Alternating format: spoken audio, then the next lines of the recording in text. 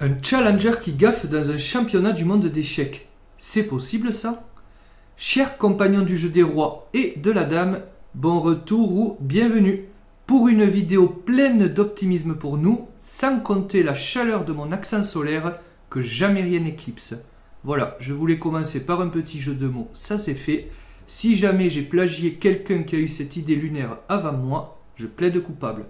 Si la dernière vidéo a été consacrée à quelques-uns des plus beaux coups de l'histoire du noble jeu, le genre de coups dont toi et moi nous disons « ça ne m'arrivera jamais d'en jouer des comme ça », j'ai prévu le contre-pied avec une exploration des plus horribles et savoureuses gaffes, erreurs, fautes, bévues commises parmi les meilleurs joueurs de l'histoire et, croyez-moi, ça fait un paquet.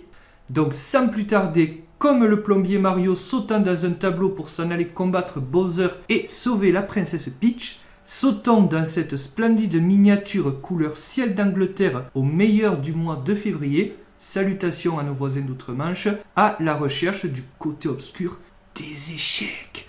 Excellent visionnage à toutes et à tous. Nous sommes le 28 février 1892 à La Havane, à Cuba, là où on ne fait jamais de cacao, celle-là par contre n'est pas de moi, et l'inénarrable Wilhelm Steinitz, petit barbu grognon et taciturne, mais génie, génialement génial et premier champion du monde officiel du jeu d'échecs, est confronté au monument des échecs russes Mikhail Tchigorin pour un match revanche. Tchigorin, né en 1850 et mort en 1908 dans ce qui était alors l'Empire russe, est en quelque sorte l'antithèse de Steinitz. Steinitz en effet est occidental car autrichien, Tchigorin est russe donc de l'Est. Steinitz, besogneux des échecs, a fondé sa théorie novatrice sur le jeu positionnel, la défense en milieu de partie, la stratégie en finale et l'avantage de disposer de la paire de fous, tout l'inverse de Tchigorin qui, on le sait, préfère les cavaliers aux fous et le jeu d'attaque. Bien que joueur redoutable, triple champion de Russie, fondateur de l'école russe d'échecs et ayant laissé son nom à la théorie du noble jeu, dont une variante extrêmement populaire de la partie espagnole, Tchigorin ne parvint jamais à conquérir le titre suprême. Manquant cruellement de sang-froid, il était capable de commettre les pires bourdes à même l'échiquier. Comme je le dis toujours, la différence entre celui qui devient champion du monde et celui qui reste challenger est que le premier a les nerfs pendant le match et le second les a après. Nous sommes à la 23e et dernière partie du match. Steinitz mène 9-8 et en cas d'égalité, le match est prolongé jusqu'à ce que l'un des deux joueurs obtienne 12 victoires. Dans cette position, issue d'un gambit du roi, sur lequel je reviendrai quand nous étudierons la partie immortelle, Tchigorin a une pièce de plus, compensée par un seul maigre pion pour son adversaire. Tout semble donc aller au mieux pour le russe, qui soudain change d'expression, de couleur et, dans un glapissement, porte les mains à son visage et abandonne aussitôt après avoir joué.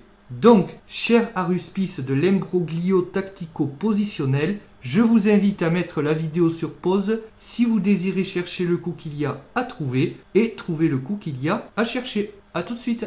Et les blancs, qui peuvent facilement gagner en se sucrant sur B7, menacent à la place la tour D2 en jouant fou B4 et abandonnent sans attendre. Très bien. Tour prend H2, échec, forçant le coup roi G1, après quoi tour D, G2, échec et mat. Le pire moment de la pire journée de la vie de Tchigorin, qui abandonne devant 1 millier de personnes, rendez-vous compte, venues regarder le match. Steinitz, après avoir triomphé 3 ans plus tôt en 1889 sur le score de 10,5 à 6,5, gagne encore cette fois sur le score plus serré de 10 à 8. J'en profite pour faire un petit clin d'œil à la chaîne en rappelant que 2 tours blanches placées sur la 7e rangée ou 2 tours noires placées sur la seconde rangée sont toujours très puissantes et peuvent créer d'importantes menaces comme le mat. Pas moins que ça. La morale de cette histoire, la rirette, c'est qu'aussi fort que nous soyons, il faut faire preuve de concentration jusqu'au bout pour optimiser ses chances.